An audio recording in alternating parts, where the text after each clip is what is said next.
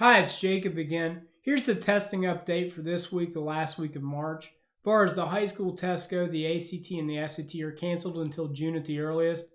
Now, in the unlikely event that school resumes, I do still expect that students will take the in-school SATs relatively quickly after they get back.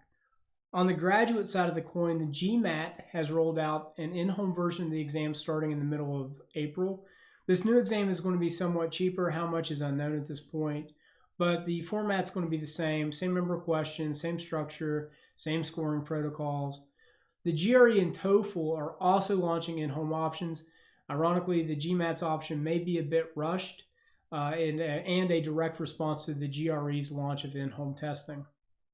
For the GRE, the testing is going to be the same at home as it is in the center, around $200, but there will be no essay on the in-home GRE.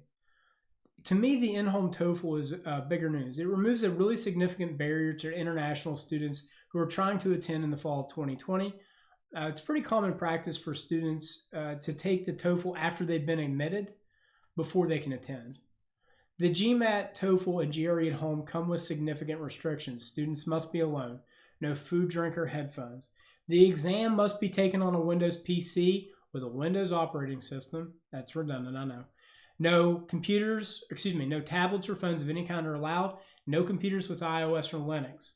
Also, there'll be a proctor video conferencing with you during the exam. You got to have a webcam that can flip the whole way around to show a view of the room. And the proctor can take over your computer and poke around if they feel like something is missed. They will have remote access.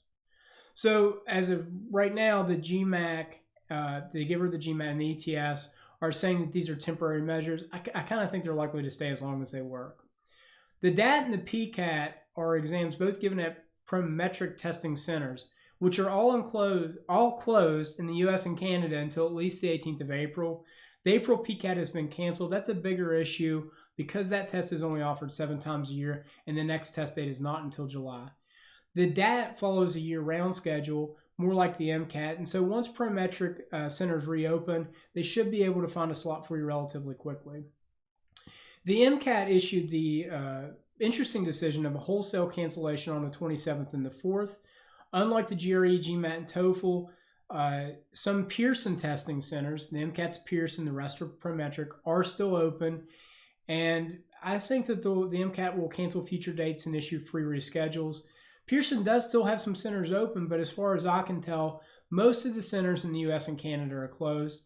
And even if the MCAT does not cancel future dates, it's unlikely you're going to find a center close enough to you for it to be practical. At present, the MCAT has not announced any plans for home-based testing.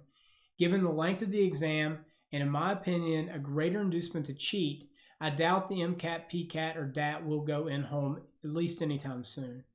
As far as the Lsat goes, the March one was canceled and the April one is still on.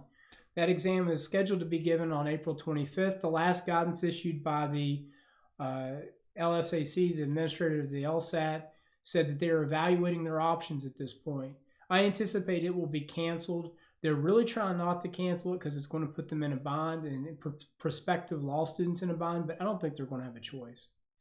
I hope this was helpful. Check out our videos on what schools are doing right now, and also one thing you can do to get ahead in the admissions game. Now, the second one is geared a little bit more towards high school students, but the same logic applies to you folks applying to grad school. You're just going to want to flip the order of the way people typically do things in the hunt for admissions. Thank you, good luck, and stay healthy.